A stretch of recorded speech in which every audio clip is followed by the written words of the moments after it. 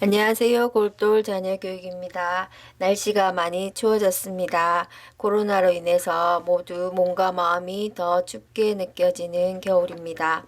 올 한 해 전혀 예상하지 못한 일들이 일어나서 우리 모두를 당황스럽게 하고 힘들게 하고 있는데요. 자녀를 낳고 키우는 것도 내가 생각하고 계획한 대로 되지 않음을 느낍니다.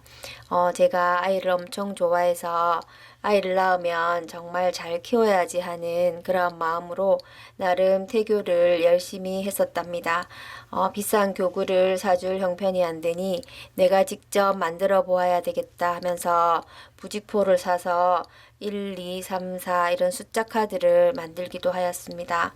또 옆집 아주머니가 쌍둥이 고3 두 딸 수학을 좀 가르쳐 줄 수 있나 해서 배가 부른 상태에서도 열심히 수학을 가르쳐 주었습니다. 엄마가 고3 수학을 가르치면서 태교를 했으니 아주 똑똑한 아이가 태어날 거라 그렇게 해서 생각을 했었죠. 또 성경을 처음부터 끝까지 다 읽고 또 찬양도 아주 많이 불러주었답니다. 태교로 말할 것 같으면 아주 똑똑하고 엄마 말도 잘 듣고 노래도 엄청 잘하는 아이가 태어날 거라 이렇게 생각을 했었죠. 근데 자녀가 내 마음대로 내 뜻대로 되지는 않더군요. 큰아이 태어날 때랑 또 아플 때 또 수술한 얘기는 앞에서 좀 얘기를 했었는데요. 둘째를 임신할 당시에는 태교를 따로 할 틈이 없었답니다. 누나의 재활치료에 모든 초점이 맞추어져 있었죠. 첫 아이를 키우면서 느낀 것은 자녀는 부모의 바람대로 다 되는 것이 아니구나. 부모가 전혀 예상하지 못한 일들이 현실로 다가올 수 있구나 하는 것이었습니다. 둘째는 그냥 건강하게만 커주길 바랬습니다. 그리고 자기가 원하고 하고 싶은 것을 하도록 해야 되겠다 이렇게 생각을 했었습니다.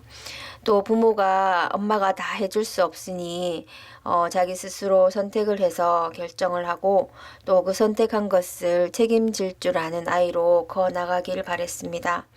해야 될 것, 하지 말아야 될 것이 정해진 큰 울타리 안에서 자기가 주도적인 인생을 살길 원했습니다.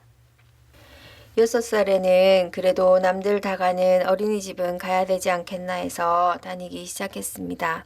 짜여진 생활을 힘들어하고 자유로운 생각을 하는 아이라 어린이집을 다니기 힘들어 했었는데요. 그래도 졸업은 해야지 하면서 억지로 보내었습니다. 7살쯤 누나가 학교에서 받아온 1학년 수학책으로 수학 공부를 조금 했었는데 학교를 안 가고 집에서 엄마랑 공부하고 싶다고 얘기를 했었습니다. 그래서 홈스쿨을 하게 되었습니다. 7살 학교 들어가기 전 나이였지만 그렇게 말할 수 있었던 것은 어릴 때부터 너무 애기처럼 대하지 않고 대화 가능한 범위 내에서 많이 대화를 했었습니다. 유치원에 갔다 오면 하루 종일 무슨 일이 있었는지, 또 친구들과 어떻게 지냈는지, 또 선생님과 어떤 얘기를 나누었는지 그러한 얘기들을 많이 했었습니다. 영특한 아이였지만 고집이 세고 자기 주장도 강하고 잔머리도 엄청 굴리기도 하고 인사도 잘 안 하고 한마디로 키우기 힘든 아이였습니다. 지금 코로나로 아이들과 집에 있는 시간이 많을 텐데요.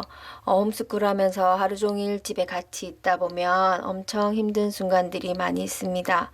늦게 일어나고 밥도 잘 안 먹고 공부할 때도 계속 딴 생각하고 몸을 비틀고 그리고 계속 미루고 한마디로 보고 있기만 해도 화가 나는 순간이 한두 번이 아니었습니다.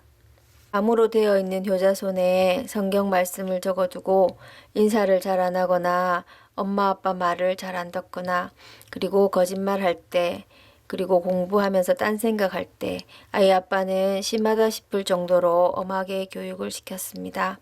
종아리에 줄이 쫙쫙 가 있는 것을 보고는 마음이 너무 아팠지만 약을 발라주면서 너가 잘못한 것을 고치기 위해서는 엄마 아빠도 마음이 아프지만 이렇게 할 수밖에 없다고 얘기해 주었습니다. 그리고 안아주면서 기도해 주었습니다. 나중에 커서는 어릴 때 매를 맞을 때는 너무 아팠지만 저를 잘 키워주셔서 감사하다고 감사 편지를 써주었습니다. 집에서 공부하면서 책을 많이 빌려주고 또 많이 읽고 했었는데요. 가난하다고 꿈조차 가난할 수 없다는 그 책을 보고는 한국과학영재학교에 가서 공부하고 싶다고 얘기를 했었습니다. 또 자기는 과학자가 되고 싶다고, 수학과학을 좋아하고 논리적으로 생각하고 자기 주장을 뚜렷하게 하고 그렇게 했지만 엄마 아빠인 저희가 뭐가 되었으면 좋겠다 이렇게 강요하지는 않았습니다. 그 당시에는 영재고를 가려면 중학교에 가야 한다는 얘기를 듣고 중학교에 가게 되었습니다. 다 지나고 보면 잘한 것 같지만 그 당시에는 무엇을 어떻게 준비해야 될지 몰랐었고 사춘기 아이와 부딪히는 일들이 엄청 많았습니다. 공부는 좀 잘하고 선생님들의 인정을 받긴 했지만 조금만 교만하면 툭툭 떨어지는 경험을 여러 번 했었답니다. 영재고 준비할 때도 공부하기 힘들면 엄마는 꼭 안 가도 된다고 했었는데요. 자기가 가고 싶어서 선택한 것이니 끝까지 해보겠다고 그렇게 말을 했습니다. 그렇지만 영재고 시험을 떨어지고 나서 펑펑 우는 아이를 보고 있으니 아무것도 몰라서 제대로 도와주지 못했고 또 경제적으로 힘들어서 지원해주지 못한 것이 많이 마음이 아팠습니다. 아이 앞에서는 괜찮아 이렇게 말을 했지만 아이가 자고 난 밤에 저도 혼자서 펑펑 울었습니다. 중3 때 벌써 고3 입시를 경험을 해본 것입니다. 이제는 대학에 입학하고 2학년 올라가면서 전공과를 정하고 또 앞으로도 많은 선택이 있을 것입니다. 자기 주도적으로 인생을 이끌어 나갈 것이라 생각을 하지만 앞으로 더 큰 힘든 일들이 많을 것이라 생각됩니다. 아이의 인생을 부모가 정해줄 수는 없습니다. 또 부모가 꿈꾸고 계획한 대로 잘 되지 않는 것이 자녀 교육인 것 같습니다. 부모가 아이의 큰 울타리가 되어주고 그 속에서 아이는 스스로 생각하고 결정하고 선택하는 힘을 조금씩 키워나갔으면 좋겠습니다. 또 때로는 실패를 경험하기도 하겠지만 그 실패를 통해서도 많은 것을 깨닫고 배우게 될 것입니다. 또 자기가 선택하고 결정한 것에 대해서 책임지는 것도 배우게 될 것입니다. 그 시간들이 아이에게 어렵고 힘든 시간이겠지만 아이의 말을 들어주고 공감해주고 또 뒤에서 믿어주고 기도해주는 엄마 아빠가 되었으면 좋겠습니다. 끝으로 제 아이가 중학교 1학년 때 어버이날 부모님께 쓴 감사 편지를 한번 읽어보도록 하겠습니다. 사랑하는 부모님께 어릴 때부터 지금까지 키워주셔서 감사합니다. 제가 말을 안 듣고 불순종할 때 잘 가르쳐 주시고 지도해 주셔서 감사합니다. 지금 생각해보면 정말 부모님 말씀을 잘 안 들었던 것 같습니다. 정말 많이 맞은 기억이 납니다. 6살 때 아빠 몰래 TV를 보다가 걸려서 아파트 복도에 끌려 나가서 맞았습니다. 또 어릴 적에 아빠 아시는 분에게 인사를 안 해서 아빠는 달리던 차를 세워 나를 버리고 가셨습니다. 물론 10분 뒤에 돌아오셨지만 저는 그 10분 동안 정말 많은 생각을 했습니다. 그 당시에는 많이 힘들었지만 지금 생각해보면 정말 감사하다는 생각이 듭니다. 어릴 적에 그렇게 맞고 깨지지 않았다면 지금 이렇게 잘 자라고 발전하지 않았을 것입니다. 그리고 제가 초등학교를 가지 않고 홈스쿨을 하겠다고 했을 때 저의 의견에 동의해 주시고 많이 도와주셔서 감사합니다. 제가 홈스쿨을 하면서 공부를 잘할 수 있었던 이유는 부모님이 저를 위해 항상 기도해 주셨고 공부를 많이 가르쳐 주셨기 때문입니다.